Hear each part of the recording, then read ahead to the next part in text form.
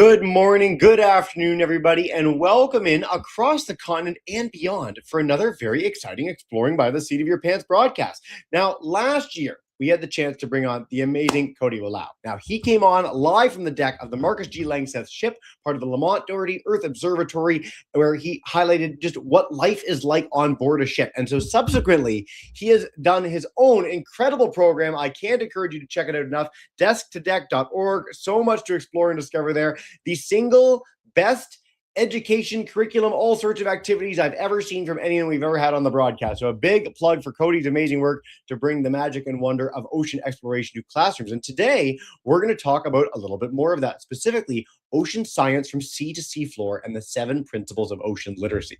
So without further ado, none of you are here to hear me talk as a landlubber. We are going live in the ocean in the coolest looking operations deck I've ever seen. Cody, welcome back to the broadcast, man, and take us away. Hey, Jesse, how's it going? Yeah, thanks for having me on board, and hello everybody at home and at school. Hopefully you're having a good day. So, as Jesse mentioned, my name is Cody Balo. I work on a modern research vessel called the RV Marcus G. Langseth. As you can see behind me, we have lots of different screens going on. So some of these are off right now because we're doing a transit, meaning we're sort of going from one place to another before we start the next exciting scientific expedition.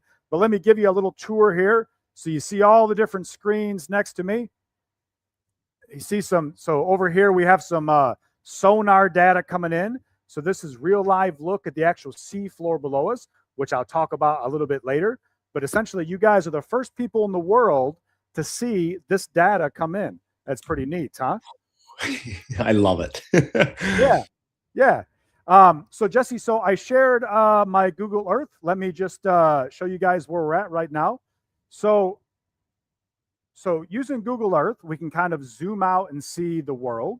So the United States obviously is right here. So when we started this voyage, we were in San Diego, California. So we started sailing out and we went to Hawaii. Now, how fast does our boat go? So maybe some people would think maybe 20, 30, 40 miles an hour, just like a car. Actually not. So this boat or this vessel goes about 10 miles an hour. So it's actually quite slow when you compare it to a car. But remember, we drive 24 hours a day. So in one day, we can move 240, more or less, miles across the sea. So what we did, we had a stop in Hawaii. Just like when you're on a long road trip, you want to stop at a gas station and maybe get some snacks, get some candy, get a Coke. Well, we did the same thing in Hawaii. We stopped, we changed out some people, we got some fruit, some bananas, some vegetables, and then we continued on our way. So right now, this is where we're at right here, the Marcus G. Langseth, and we're continuing west as we go. Now, one fun fact, so it's pretty early for me here. Jesse, what time is it for you guys? It's really late for me. It's 3:34 p.m. because I'm in Newfoundland with our own special time zone. But a lot of our groups today are 2 Eastern time.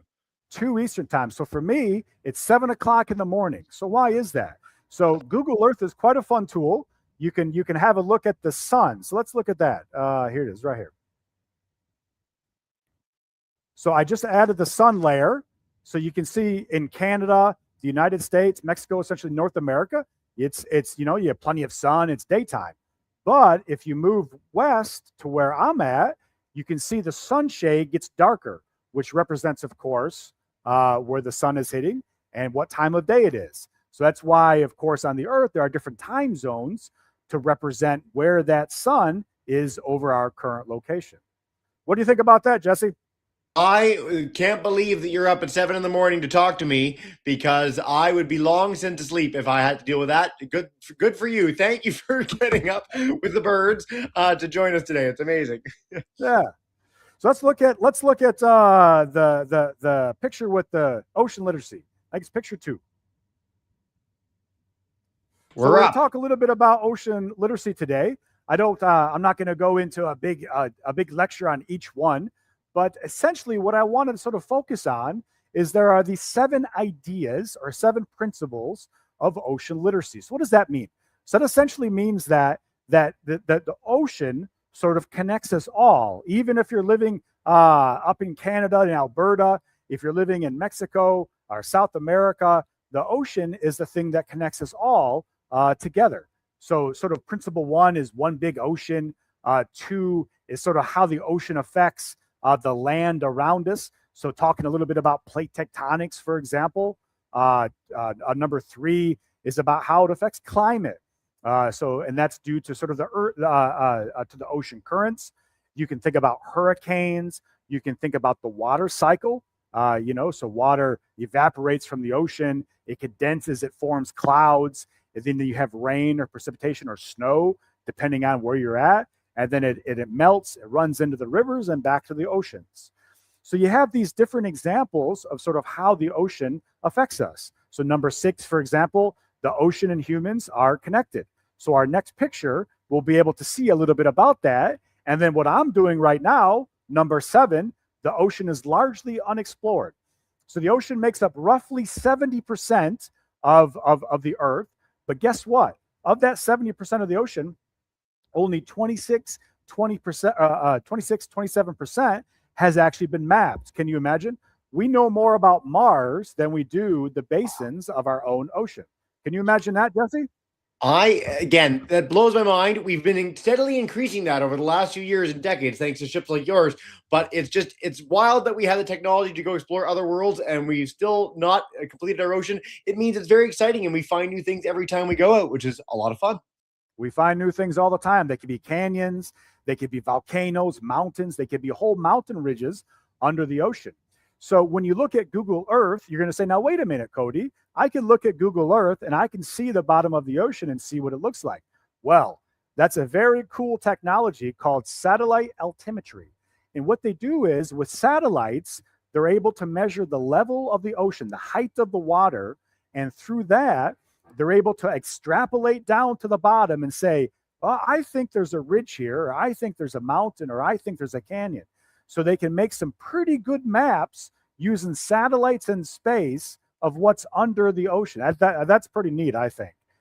What we do is we use a sonar system called a multi-beam EM122, and we can make a very detailed map with good precision of what that bottom actually looks like.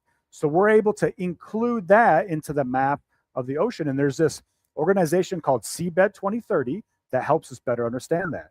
Jesse, if you want to go to the next picture, we can look at sort of how we're integrated into the oceans. So you can look at this map here, and this is a density map of all the shipping. So, if you order something from Amazon or your parents do, and it comes from another country, or for example, a car. So there's shipping lanes across the oceans, just like in whatever state or province you live in, there are different highways. Well, in the ocean, there are sort of ocean highways. And you can see these red lines. That's where the boats travel across our oceans. Do you want to move to the next picture, Jesse? So this is an example of sort of what the ocean looks like. So we have the shallow water, the continental shelf, the continental slope, all the way down to the abyssal plain. That's 4,000 to 6,000 meters down. So right now, below us, it's 5,000 meters is our water depth right now. So we're in the abyssal plain is what we're going over as we speak. We have different volcanic islands. So for example, Hawaii, where we just came from, is an example of that volcanic island. We have ridges, etc. So Jesse, if you want to move to the next one, please.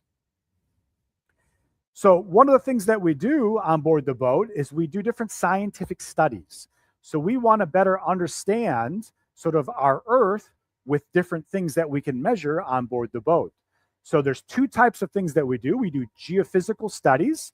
So that's understanding earthquakes, volcanoes. That's understanding plate tectonics, if you remember those from school. Or we also do oceanographic studies. So that's looking at water. That's looking at plankton. That's looking at the little organisms that live in the ocean. That's taking water samples all the way down 4,000 or 5,000 meters deep. We can take a water sample. So remember, so a meter and a yard are roughly the same, more or less. So 4,000, 5,000 meters down, we're taking these water samples.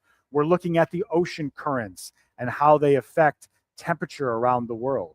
So in this picture here, we're looking at sort of a cartoon of an earthquake. So we have a technology on board called seismic. So what is seismic? Seismic is essentially similar to how a bat flies through the air. So, you know, a bat has the big ears and it makes a sound and it goes out and it listens to that reflection as it comes back. It can make an image. It's the trees, a barn, a building. So we use the same type of idea or technology to make a map of the rocks below the ocean. We make a noise, and that noise goes down and reflects back, and we can make an image or a map of those rocks below. And we can look at things like faults, plate boundaries, and we look at areas where earthquakes could happen or have happened in the past, and we can look at that change. Jesse, if you can move to the next slide, please. So here, we're looking at how volcanoes form. So everybody knows about how a volcano is, you know, the magma, the lava comes out. You've probably heard about the ring of fire around the Pacific Ocean. Well, one of the reasons is because of plate tectonics. You have two different plates. You have one plate that's going under another. It's called subduction. And when it does that, it takes water with it. And that water changes how the rocks melt. And because it changes how they melt, that is a good indication for where volcanoes form. So one of the things that we do on board the boat is we try to better understand how those plates subduct under and how much water is going with those plates as it goes under to sort of better understand how volcanoes form. That's pretty neat, isn't it? What do you think about that, Jesse? That's pretty neat. I mean, I love this imagery, and we've had a lot of volcano programs on in our past, but just like the fact that we can understand this through deep ocean scanning is mind-blowing. Again, some of the greatest mountain ranges on Earth are in the oceans. It's why we do this. It's one of the coolest discoveries of science in the last century. Awesome, Cody. Yeah. Oh, yeah, definitely. Yep. So if we move on to the next one, we'll talk about currents now. So I mentioned before, so we have the different currents around the world. So, you know, if you've ever thought, if you looked at the map, you look at Europe and you look where Europe sits with Canada. So in some parts of Canada, obviously it's quite cold, as Jesse can probably tell us. But in some areas of Europe, it's a lot warmer to where it would be on a line of latitude or that same horizontal line going across the Canada. So why is that? It's due to the currents. So we have these warm and nice ocean currents off of Florida. Everybody wants to go to Florida, to go to Disney World, to go to the beaches because the water's warm. Well, this warm water travels up the east coast of the United States in Canada, and it goes over towards Europe, and it helps keep Europe a little bit warmer than it would sort of that same degree of latitude. So one of the things that we're trying to understand on board the boat, the boat like mine and the boat like other university boats, are how these currents are changing over time. Hey, Jesse, what do you think? So I've mentioned the vessel a few times. Do you think now is a good time to look at the video and I can talk through it? Let's do that. I'm going to bring that up for everybody, and you can take a look at what the drone footage of the entire ship looks like. A flyover map. This is pretty cool. Let's cue this up. And yeah, Cody, talk about what we're seeing. Yeah, so this is a flyover of our vessel. So right now we're looking at the seismic source below us. This is what makes the noise that goes down into the ocean that we record on our cable that we tow behind us. So that white froth that you see was the air being released into the water. So that cable that we tow behind us is 15 kilometers long. Can you imagine? 15 kilometers long. So it's very, very long. So that's 6.5, 7 miles. So right now we're coming up on the back of the boat. And remember, at sea, we always use these funny names. So the back of the boat is called the stern. So this is where we deploy all the scientific equipment. So deploy means put into the water. So now we're coming up onto the right side of the vessel, which is called the starboard side. We have this big square in the center. That's called the A-frame. And that's where we deploy other types of equipment into the water. We're coming up onto the front of the boat now, which is called the bow. And if you look below that big blue line in the center, you can see the windows there. Well, that's where the captain is up, and he drives the boat from up there. So the captain has a team that works with him. It's the chief mate, the second mate, and the third mate, and they're all up there with the captain, and they're helping to drive the boat. Now we're coming up on the port side. Now, how big is this? So now we're looking at this drone footage. It's roughly 70 yards long, or about 70 meters long, 20 yards wide, 20-ish meters wide. It has several decks. We have 40 to 50 people on board at a time, so quite a few people.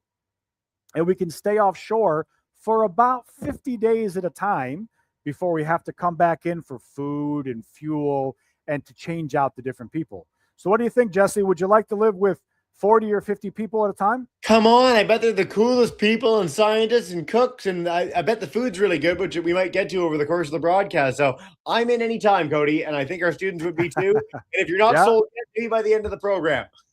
Yeah. So we have so we have 3 meals a day. The food's quite good. Last night, probably nobody likes it listening, but last night we had pizza and chicken wings for dinner. I bet nobody likes that. Probably wants salad and green beans, broccoli. Yeah, broccoli. Yeah. So that's what we had last night for dinner. And then we have, of course, breakfast. We have eggs and pancakes and French toast and bacon. For lunch, we normally have like sandwiches and French fries. So all sorts of different food. Sometimes, we have Indian food, etc. So you get all sorts of different food, vegetarian, vegan. It's quite good. We have a gym on board. We have a little movie room so we can watch Amazon and Netflix. So when we're not working, we're able to sort of decompress and relax. We can laugh and joke. We have a guitar on board for people to play music and things like that. So it's quite interesting to be on board sort of a modern research boat. Yeah. Let's look at a couple more pictures here. If we can go to the next one, I think it's hurricanes, Jesse. So I mentioned before, so the oceanographic type things that we look at we're looking at the currents, the water temperatures, etc. So what happens with a hurricane? So the reason we're concerned about this is we want to know what the water temperature is. So does the water temperature stay warmer longer? If it does, that's going to increase the hurricane season. So we've all seen hurricanes on the news. They form, at least the ones that come into the United States, form in the Atlantic Ocean near Africa, where that water is warm. You have that evaporation going up into the sky, which forms clouds, and it forms a low pressure area, and it forms that big sort of clouds that go way up into the sky. And due to how the earth turns, that storm starts to spin. And I'm sure Jesse has had in the past some hurricane experts who have probably had some fantastic discussions on storms and storm chases and hurricanes. So I'm sure if you go back and look at some broadcasts, you'll find out a lot more information on that. But on here, we're just sort of looking at sort of that water temperature and how that's changing over time. And is it increasing the hurricane season or not? So that's sort of what we're studying on board here. So the next picture, we can look at a cabin on board the boat. So the cabin is where we're going to sleep. So let's say you listening at home, you're a scientist. You want to come on board the boat. You want to do some science. So this is where you're going to live on board the boat. So if you see there's three beds in here. We call them bunks. So you have to share your cabin with 3 people. So that means, of course, you can't leave your dirty socks on the floor because you have to be considerate of the other people sharing the space with you. So you have to have a small bag and you share your space. And then the next picture is a library. We have a small library on board. So here you can sit, you can read a book. It's sort of a quiet room, maybe on your Kindle or your phone. We have the mess room next. So just like at your school has a cafeteria. So we have something similar on board. We have, everybody sits together. There's no assigned seats. You come, you have your pizza, your French fries. We have a whole refrigerator full of ice cream. So we have ice cream bars and ice cream cups. So it's very, very good. Of course, they say that you can't gain any weight offshore. That's not how that works. The calories offshore mean something different. So people usually have a lot of snacks and candy on board. So our next picture is the movie room. We put that on there. So this is where you sit. We can watch Netflix and different types of movies on board. And then we have one picture of us working on the deck. You can see that the seas can be quite rough sometimes. So this was us when we were working near Iceland. So up by Canada, a little bit farther to the east. So this is us working in Iceland. I think it's picture 13, Jesse. So it shows us working on deck. So look at all that water that came on board. So do you think we had, Jesse, what do you think? Do you think we had wet boots that day? I think you had more than wet boots. I think you were wet in the very core of your being, cold like no one has ever been cold before. And It this was is one of cold. those better you than me moments. That's a little sketchy for me. Yeah, oh, yeah, it was cold. Yep. And we see, when we're working offshore, we have people from all different backgrounds who work here. So that's always sort of a question I get is, how did I get here, or how can I work offshore on a boat? Well, there's many different ways. So we have people, so like the captain and the engineers, they went to a maritime college. We have people, the cooks and stewards, they went to a cooking school. We have people who work on deck. They went to sort of like a mechanical background or a technical school. We have people like me, the technicians, who have an IT degree. I have a geology degree. I studied rocks in school. We have biologists who come on board that look for marine life, because when we're doing the different science studies, we of course don't want to hurt any animals when we're doing this scientific work. So we have dedicated people who come on board who watch for whales and dolphins and turtles to make sure that we don't harm any animals when we're performing our studies. So I think I have a video, Jesse, of some humpback whales that are coming out of the water. So this was a couple months ago. Oh, there's a turtle. Oh, I got a turtle. This was one of the turtles that we saw. Yep, this is one of the turtles that we saw. And then I have that. Do you have that video by chance, Jesse? Let's check it out. Here we go. Whale video. Right, here they are. Look at that. Yeah. So this was in Mexico. So this is just as we were coming back into port, and these humpback whales were putting on a dance for us. So this is what's called breaching. They come out of the water and they splash down. So they were doing this for 15, 20 minutes. But this was in port, but we also see this offshore as well. So, and when we're doing our science, we don't want to make sure that we harm these animals, of course, when we're doing these studies. So we stop what we're doing. We shut down our operations until they're out of the way, and then we can continue. So what do you think about that, Jesse? Pretty neat, huh? Pretty good. Well, we have a lot of whale programs on, and one of the big things that a lot of whale biologists will say is that ships pose the biggest risk to them. So the fact that you guys shut down, take in the view, let them get on their way, really, it allows you to do the science that you're doing and also saves the whales. So very cool, Cody. It's awesome, man. That's right. Yeah. Where we sit, Jesse? Do you want to do questions or not? Or do you want me to if you have a little more to share with us, by all means, we have a few questions. You've actually answered some of the questions we've got already, which is the best problem to have. But dive in, share a little more, and then we'll dive into the Q&A after that. Cool. Okay. Yeah. So one thing about, as I mentioned, when we went to Hawaii, we stopped for groceries. So we got some fruit, we got some vegetables on board and things like that. So let me guess. Let me ask this question, and I think I know the answer. Who's been at home, maybe playing your favorite video game, maybe watching your favorite show? Yes. And your parents come home and they honk the horn, they holler in, "Hey, we need help with groceries." And of course, it's always at the best part of your game, and you have to you have to pause it, and you have to go help your parents with the groceries. Well, we do the same thing offshore, but our groceries come in a semi truck. So a big semi truck full of groceries on pallets. So the pallet is maybe this big by this tall, filled with food.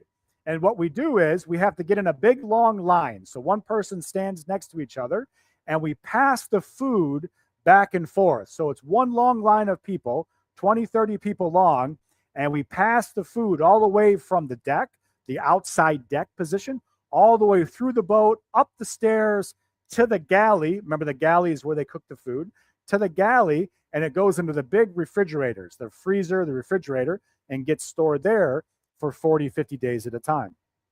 So it's pretty fun. But of course, just like at home, you're usually always doing something else at the same time. Yep. Yeah. I was going to play the boss that day, and then I had to bring in the groceries. Rats. That's right. Yeah. Cody, yeah. So if you'd like, we can dive in with some questions. Again, questions. Incredible journeys. You covered a lot of ground. It's funny. We have a lot of ship programs, and you basically did in your talk everything that is like the main question that kids ask about these sort of voyages, which is fantastic. You talked about your own qualifications. Are there different crew members that cycle on every time? Like when you go out, are you doing the same mission in different spots, or is it an entirely different mission every time you go out? So it's based on, so the scientists, so let's say you guys listening at home, you're scientists. You want to come on board our boat and you want to do an expedition. You want to do some science. So what happens? So you're going to write a paper. So everybody's going to sit down. Let's say everybody listening at home, you're going to write a chapter of that paper and you're going to propose that to the organization in the United States, for example, called the National Science Foundation. Now, every country's a little bit different, but it's more or less how it works. So the National Science Foundation in the United States, the National Science Foundation, they'll then look at that and they'll say, look, is this gonna make our knowledge better? Does this make sense? Is the timeline correct? And then they say, okay, yep. For those listening at home, I like your idea for the exploration by the seat of your pants group. We're gonna do it. So they're gonna give us vessel time.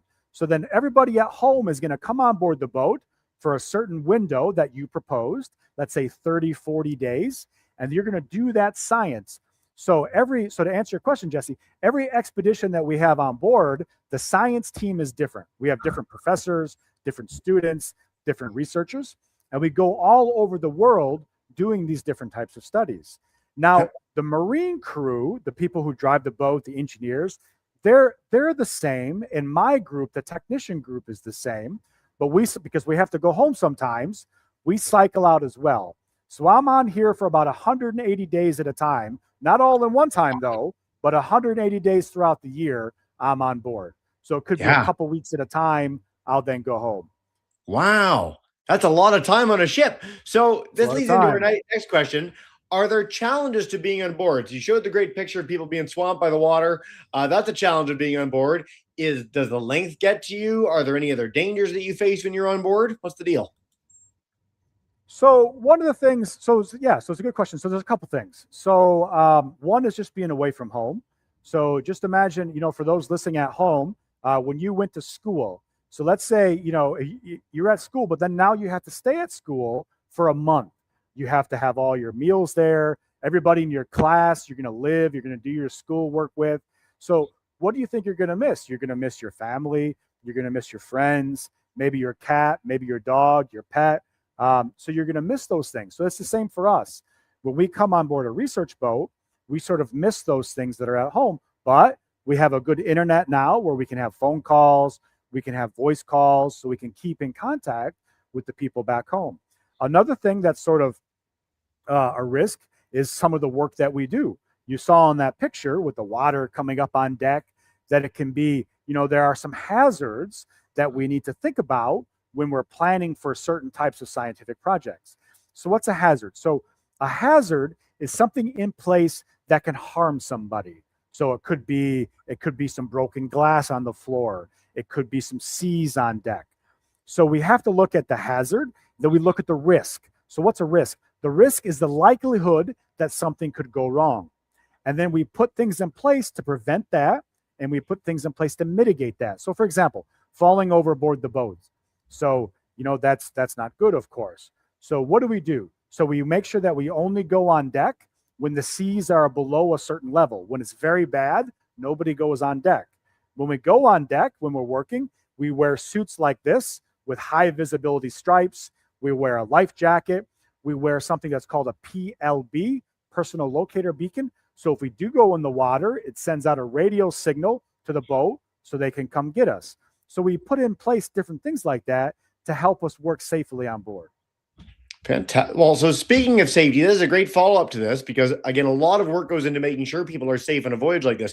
If someone does have a really big incident, someone has a heart attack, is there a way to get them to a hospital on shore anyway? Do you fly a helicopter out? What goes on? Yeah. So the captain is a primary medical provider on board the boat. So if I'm not feeling well, I'm going to call the captain and go up to him. We have a small hospital on board. So it has all the things that you would sort of see at a hospital if you go to shore, but much smaller. And we have something called telemedicine. So if I'm not feeling good, the captain is able to hook me up to this machine, blood pressure, my heart rate, different types of things that doctor can listen to. We then call in and listen to a doctor from George Washington on the East Coast. And the doctor can look at this instrument and he can see some health statistics of me. And he can talk back and forth with the captain and myself and help diagnose any type of problems I may have. And we have different medicine on board as well. So that's stage one, Jesse. So we can go to the captain, we can sort of talk to the doctor on shore. But if it looks like it's more severe, then we have protocols in place that we can get someone off the boat. So what does that mean? If we're in the middle of the ocean, we need to turn and go to the closest land. So sometimes that's quite a ways away. Sometimes that can be a couple hours, or it can be 1 or 2 days away. If we're close to a helicopter range, for example, in Canada and the US, they can send out the Coast Guard and a helicopter to come and get us off the boat like that with a helicopter type evacuation. So there's a couple different things that we can do based on the severity of what's going on. Yeah. So you're such a good explainer of all this. And so I just want to harp with a question of my own, which is like, you so quickly pivoted from like, I'm on board and I love doing some outreach to, I want to do tons of outreach all the time. What, like, is there something specific that really appeals to you? Is it you're so captivating about it all? Oh, well, that's good to hear. Yeah. So I enjoy, so I started going, so my sister is a 5th grade teacher in Michigan, and I started by going to her class. She's been on many of your episodes, Jesse. Yep. She was on the fantastic one you did with the Artemis astronaut a month or 2 ago. Yeah. And so she's a 5th grade teacher in Michigan. So I used to go to her class and talk to her students. And then we came up with an idea to sort of expand this to be able to let other students across hopefully the world know about different things that happen on board a research boat. And I think the key thing, and I think probably a lot of your audience, a lot of your presenters wants sort of to tell the same story, Jesse, is that this type of science isn't something that only a very, very few people do. Anybody can do this. If you study hard, if you work hard in school, and you come out and you can do something like this. I think the main message is that anybody sitting at home right now can in a few years come out and do something just like I'm doing right now with a little bit of hard work. Yeah. So it's sort of demystifying a little bit of like the science work that happens in the world. Yeah. That's a beautiful answer. Thanks, man. Now, you hit upon something that I want to harp on because there's a lot of different jobs on board. And so I'm curious, and maybe there is no one right answer to this, but is there something you'd recommend kids to do if they wanted to have the opportunity to end up on a ship like this? Is there something that students in grade 5 or 10 or 12 do right now that would give them more likelihood of ending up being you when they're older? Yeah. So I would say this, this is my advice. So, but this would go really for anything that you want to do in life, I would say. If you're, so like, for example, when I was in 5th and 6th grade, I really liked looking at maps. I liked understanding sort of how the earth worked. So I would take some science classes. I would look at maps. I would get the National Geographic magazine. There's a great magazine in Canada called Brain Space, which is fantastic. If you don't know about that, maybe look into it. It's really focused on science. And so me personally, I studied more and more about science. When I went to junior high, I took more classes in science. And in the high school, I did the same thing. And then when I went to college, I ended up going to the University of Michigan, go Blue, and I studied geology. But so that's my path. But now with the internet, there's so much information out there that you guys can do so much more than I could do back when I was your age. So here's a few tips that I would say. I would say if you're interested in a career, whether you're in 5th grade or 6th grade or junior high or high school, or even just started college, find someone who's in that career right now and look at their background. Look how they got there. Use them as a roadmap to say, like, this is how this person was able to get there. Now, that's not the only way, but it's a pretty darn good idea what they did. If they studied something in school, maybe look into that if that's your interest. Another thing that you can do is especially for the older kids, maybe listening now in high school, there are a lot of different, we call them micro credentials that you can do. So what does this mean? So everybody knows that, there's elementary school, there's junior high, high school, there's college. You get a degree in college, an associate's degree, a bachelor's degree, maybe even a PhD. Well, these micro credentials are these small little courses that you can take that can help you better understand a subject. And online, you can do that so easily now. So for example, there was a question about safety earlier. So there's some classes that you can take in safety that are going to help your knowledge in that area. And then when you go to apply for a job or to maybe to apply for a grant or an internship, that's going to set you apart from people who maybe have only just have a high school degree or only have an associate's. If you can show that you're a hard worker and you have interest, then that's going to set you apart, and hopefully you're going to get that internship. Yeah. What do you think, Jesse? Does that make It's sense? It's a great piece of advice. And again, you talked about following along with the careers of people you're keen on. And I'll just say, like, talk to them too. Like, our broadcasts get the chance to do this, but you can reach out to scientists, explorers, cool people all around the world. Most people are very excited to hear from an excited child to be like, I'd love to be you when I grow up. What can we talk? Like, most people will be like, yeah, of course. Sometimes people might be like, I'm really busy right now. It's like a peak period. But honestly, in that case, it's usually just a matter of like, try again in a few months. It's been a universal finding of mine. Is amazing what can happen when you just ask and when you show passion in what someone does. So that's true. Yep. Yeah, exactly true. I've had a couple people reach out to me, and I essentially drop what I'm doing to answer their questions because, of course, you do. They show interest.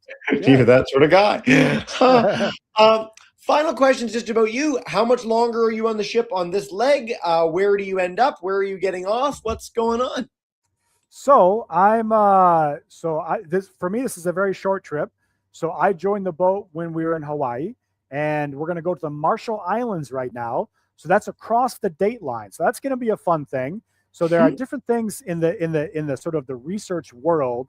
There are fun little events that happen. So when you cross the equator, when you cross the Arctic Circle, when you go across the international date line. So we go so our time changes quite a bit once we go past this line. So we're going to go to the Marshall Islands. We're going to get there on May 7th, Jesse. We're going to be there for a couple of days. All the scientists are going to join there. And then the boat is going to sail from the Marshall Islands all the way to Panama City, to the Panama Canal, and they're going to get there in early July. Now, I'm not going to do that, though. I'm going to stay in the Marshall Islands for a couple of days, and actually, I'm going to talk to several schools in the Marshall Islands. I'm going to talk to some high schools and a college and talk about exploration in person. I'm going to go to their school and talk. I don't know if I'm going to wear my coveralls, but I'm going to go and I'm going to talk to them in person and talk about ocean exploration, talk about currents, geophysics, all sorts of different stuff. And I hope they really enjoy it. I'm going to come back. I'm going to join the boat in July. I'm going to go through the Panama Canal, which should be a fun time. We're going to sail through the Caribbean, hopefully no pirates, and we're going to end up in Savannah, Georgia, by mid-July. Man, what a wild life you get to lead. I encourage our classes to look up the Marshall Islands too, because they look so improbable. A lot of islands in the Pacific are these big volcanic peaks. The Marshall Islands are like dead flat in the middle of the ocean. They look like they've just been placed there like a placemat. I hope the kids love you. That's super special. And you wrap up in one of the coolest cities in the United States, one of the places I most want to visit, in Savannah too, for good measure. That's nice. Yeah, it's Cody. Nice. It's been such a fun time. Come on back anytime. I absolutely love it. My face hurts from smiling, which is a great problem to have. I really encourage our classes. Check out more on the observatory at this large URL here. And then most importantly, check out Cody's amazing program here. You can book him for your own class. You can have him all sorts of things on the journey. Wherever he may be, you can catch him here. Just so special to have you on, man. And just a big thank you before we head off. All right. Thank you, Jesse. Yeah, thank you for those listening at home. I really appreciate it. And hopefully you learned something today. And hopefully it's inspired your confidence. I want to say I've done 2,000 of these and I learned something today. So I'm sure our kids joining for the first time have learned something, because it's never a dull moment with you. So thank you more than you know. Have fun. Hopefully the rest of the voyage is wonderful, and say hi to the Marshall Islands for us.